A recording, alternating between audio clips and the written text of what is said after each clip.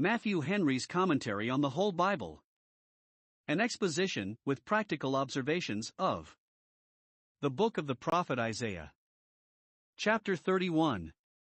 This chapter is an abridgment of the foregoing chapter, the heads of it are much the same. Here is 1. A woe to those who, when the Assyrian army invaded them, trusted to the Egyptians, and not to God, for succor, verses 1 and 3. 2. Assurance given of the care God would take of Jerusalem in that time of danger and distress, verses 4 and 5. 3. A call to repentance and reformation, verses 6 and 7. 4. A prediction of the fall of the Assyrian army, and the fright which the Assyrian king should thereby be put into, verses 8 and 9. Isaiah 31 verses 1 to 5. This is the last of 4 chapters together that begin with woe, and they are all woes to the sinners that were found among the professing people of God, to the drunkards of Ephraim, chapter 28 verse 1, to Ariel, chapter 29 verse 1, to the rebellious children, chapter 30 verse 1, and here to those that go down to Egypt for help. For men's relation to the church will not secure them from divine woes if they live in contempt of divine laws. Observe 1. What the sin was that is here reproved, verse 1. 1. Idolizing the Egyptians, and making court to them, as if happy were the people that had the Egyptians for their friends and allies. They go down to Egypt for help in every exigence, as if the worshippers of false gods had a better interest in heaven, and were more likely to have success of earth than the servants of the living and true God. That which invited them to Egypt was that the Egyptians had many chariots to accommodate them with, and horses and horsemen that were strong, and if they could get a good body of forces thence into their service, they would think themselves able to deal with the king of Assyria and his numerous army. Their kings were forbidden to multiply horses and chariots, and were told of the folly of trusting to them, Psalm 20 verse 7, but they think themselves wiser than their Bible. 2. Slighting the God of Israel, they look not to the Holy One of Israel, as if he were not worth taking notice of in this distress. They advise not with him, seek not his favor, nor are in any care to make him their friend. 2. The gross absurdity and folly of this sin. 1. They neglected one whom, if they would not hope in him, they had reason to fear. They do not seek the Lord, nor make their application to him, yet he also is wise, verse 2. They are solicitous to get the Egyptians into an alliance with them, because they have the reputation of a politic people, and is not God wise too? And would not infinite wisdom, engaged on their side, stand them in more stead than all the policies of Egypt? They are at the pains of going down to Egypt, a tedious journey, when they might have had better advice, and better help, by looking up to heaven, and would not. But if they will not court God's wisdom to act for them, they shall find it act against them. He is wise, too wise for them to outwit, and he will bring evil upon those who thus affront him. He will not call back his words as men do, because they are fickle and foolish, but he will arise against the house of the evildoers, this cabal of them that go down to Egypt. God will appear to their confusion, according to the word that he has spoken, and will oppose the help they think to bring in from the workers of iniquity. Some think the Egyptians made it one condition of their coming into an alliance with him that they should worship the gods of Egypt, and they consented to it, and therefore they are both called evildoers and workers of iniquity. 2. They trusted to those who were unable to help them, and would soon appear to be so, verse 3. Let them know that the Egyptians, whom they depend so much upon, are men and not God. As it is good for men to know themselves to be but men, Psalm 9 verse 20, so it is good for us to consider that those we love and trust to are but men. They therefore can do nothing without God, nothing against him, nothing in comparison with him. They are men, and therefore fickle and foolish, mutable and mortal, here today and gone tomorrow. They are men, and therefore let us not make gods of them, by making them our hope and confidence, and expecting that in them which is to be found in God only. They are not God, they cannot do that for us which God can do, and will, if we trust in him. Let us not then neglect him, to seek to them. Let us not forsake the rock of ages for broken reeds, nor the fountain of living waters for broken cisterns. The Egyptians indeed have horses that are very strong, but they are flesh, and not spirit, and therefore, strong as they are, they may be wearied with a long march, and become unserviceable, or be wounded and slain in battle, and leave their riders to be ridden over. Everyone knows this, that the Egyptians are not God and their horses are not spirit, but those that seek to them for help do not consider it, else they would not put such confidence in them. Sinners may be convicted of folly by the plainest and most self-evident truths, which they cannot deny, but will not believe. 3. They would certainly be ruined with the Egyptians they trusted in, verse 3. When the Lord does but stretch out his hand, how easily, how effectually, will he make them ashamed of their confidence in Egypt, and the Egyptians ashamed of the encouragement they gave them to trust in them, for he that helps, and he that is helped shall fall together, and their mutual alliance shall prove their joint ruin. The Egyptians were shortly to be reckoned with, as appears by the burden of Egypt, chapter 19, and then those who fled to them for shelter and succor should fall with them, for there is no escaping the judgments of God. Evil pursues sinners, and it is just with God to make that creature a scourge to us which we make an idol of. 4. They took God's work out of his hands. They pretended a great deal of care to preserve Jerusalem, in advising to an alliance with Egypt, and, when others would not fall in with their measures, they pleaded self-preservation, and went to Egypt themselves. Now the prophet here tells them that Jerusalem should be preserved without aid from Egypt, and that those who tarried there should be safe when those who fled to Egypt should be ruined. Jerusalem was under God's protection, and therefore there was no occasion to put it under the protection of Egypt. But a practical distrust of God's all-sufficiency is at the bottom of all our sinful departures from him to the creature. The prophet tells them he had it from God's own mouth, "Thus hath the Lord spoken to me." They might depend upon it. 1. That God would appear against Jerusalem's enemies with the boldness of a lion over his prey, verse 4. When the lion comes out to seize his prey, a multitude of shepherds come out against him, for it becomes neighbors to help one another when persons or goods are in danger. These shepherds dare not come near the lion, all they can do is to make a noise, and with it they think to frighten him off. But does he regard it? No, he will not be afraid of their voice, nor abase himself so far as to be in the least moved by it, either to quit his prey or to make any more haste than otherwise he would do in seizing it. Thus will the Lord of hosts come down to fight for Mount Zion, with such an unshaken, undaunted resolution not to be moved by any opposition, and he will as easily and irresistibly destroy the Assyrian army as a lion tears a lamb in pieces.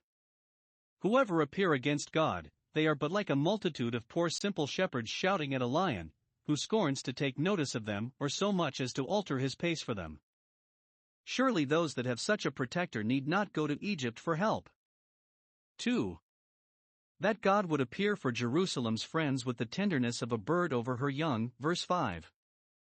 God was ready to gather Jerusalem, as a hen gathers her brood under her wings, Matthew 23 verse 37, but those that trusted to the Egyptians would not be gathered.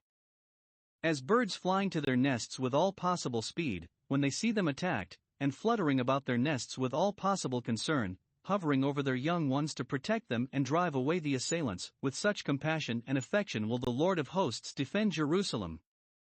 As an eagle stirs up her young when they are in danger, takes them and bears them on her wings, so the Lord led Israel out of Egypt, Deuteronomy 32 verses 11 and 12, and he has now the same tender concern for them that he had then, so that they need not flee into Egypt again for shelter. Defending, he will deliver it. He will so defend it as to secure the continuance of its safety, not defend it for a while and abandon it at last, but defend it so that it shall not fall into the enemy's hand. I will defend the city to save it, chapter 37 verse 35. Passing over, he will preserve it. The word for passing over is used in this sense only here in Exodus 12 verses 12 and 23, 27, concerning the destroying angels passing over the houses of the Israelites when he slew all the firstborn of the Egyptians, to which story this passage refers. The Assyrian army was to be routed by a destroying angel, who should pass over Jerusalem, though that deserved to be destroyed, and draw his sword only against the besiegers. They shall be slain by the pestilence, but none of the besieged shall take the infection. Thus he will again pass over the houses of his people and secure them. Isaiah 31 verses 6 to 9. This explains the foregoing promise of the deliverance of Jerusalem. She shall be fitted for deliverance, and then it shall be wrought for her, for in that method God delivers. 1. Jerusalem shall be reformed, and so she shall be delivered from her enemies within her walls, verse 6, 7. Here is 1. A gracious call to repentance. This was the Lord's voice crying in the city, the voice of the rod, the voice of the sword, and the voice of the prophets interpreting the judgment. Turn you now, from your evil ways, unto God, return to your allegiance to him from whom the children of Israel have deeply revolted, from whom you, O children of Israel, have revolted. He reminds them of their birth and parentage, that they were children of Israel, and therefore under the highest obligations imaginable to the God of Israel, as an aggravation of their revolt from him, and as an encouragement to them to return to him. They have been backsliding children, yet children, therefore let them return, and their backslidings shall be healed. They have deeply revolted, with great address as they supposed, the revolters are profound, Hosea 5 verse 2, but the issue will prove that they have revolted dangerously.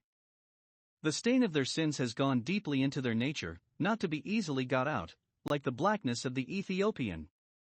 They have deeply corrupted themselves, Hosea 9 verse 9, they have sunk deep into misery, and cannot easily recover themselves, therefore you have need to hasten your return to God. 2. A gracious promise of the good success of this call, verse 7. In that day every man shall cast away his idols, in obedience to Hezekiah's orders, which, till they were alarmed by the Assyrian invasion, many refused to do. That is a happy fright which frightens us from our sins. 1. It shall be a general reformation.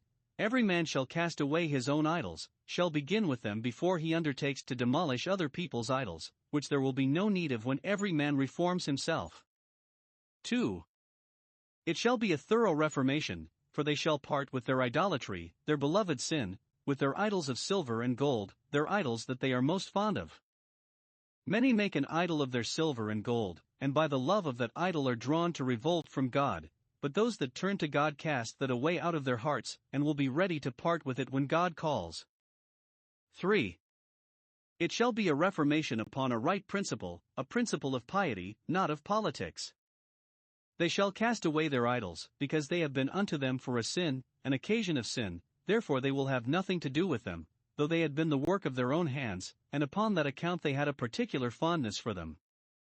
Sin is the work of our own hands, but in working it we have been working our own ruin, and therefore we must cast it away, and those are strangely wedded to it who will not be prevailed upon to cast it away when they see that otherwise they themselves will be castaways. Some make this to be only a prediction that those who trust in idols, when they find they stand them in no stead, will cast them away in indignation. But it agrees so exactly with chapter 30 verse 22 that I rather take it as a promise of a sincere reformation. 2. Jerusalem's besiegers shall be routed, and so she shall be delivered from the enemies about her walls. The former makes way for this. If a people return to God, they may leave it to him to plead their cause against their enemies. When they have cast away their idols, then shall the Assyrian fall, verse 8-9. 1. The army of the Assyrians shall be laid dead upon the spot by the sword, not of a mighty man, nor of a mean man, not of any man at all, either Israelite or Egyptian, not forcibly by the sword of a mighty man nor surreptitiously by the sword of a mean man, but by the sword of an angel, who strikes more strongly than a mighty man and yet more secretly than a mean man, by the sword of the Lord, and his power and wrath in the hand of the angel. Thus the young men of the army shall melt, and be discomfited, and become tributaries to death. When God has work to do against the enemies of his church, we expect it must be done by mighty men and mean men, officers and common soldiers, whereas God can, if he please, do it without either. He needs not armies of men who has legions of angels at command, Matthew 26 verse 53. 2. The king of Assyria shall flee for the same, shall flee from that invisible sword, hoping to get out of the reach of it, and he shall make the best of his way to his own dominions, shall pass over to some stronghold of his own, for fear lest the Jews should pursue him now that his army was routed. Sennacherib had been very confident that he should make himself master of Jerusalem, and in the most insolent manner had set both God and Hezekiah at defiance, yet now he is made to tremble for fear of both. God can strike a terror into the proudest of men, and make the stoutest heart to tremble. See Job 18 verse 11, and Job 20:24. His princes that accompany him shall be afraid of the ensign, shall be in a continual fright at the remembrance of the ensign in the air, which perhaps the destroying angel displayed before he gave the fatal bow. Or they shall be afraid of every ensign they see, suspecting it is a party of the Jews pursuing them. The banner that God displays for the encouragement of his people, Psalm 60 verse 4, will be a terror to his and their enemies. Thus he cuts off the spirit of princes and is terrible to the kings of the earth. But who will do this?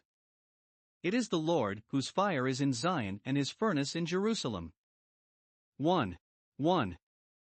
Whose residence is there, and who there keeps house, as a man does where his fire and his oven are. It is the city of the great king, and let not the Assyrians think to turn him out of the possession of his own house. 2. Who is there a consuming fire to all his enemies, and will make them as a fiery oven in the day of his wrath, Psalm 21 verse 9.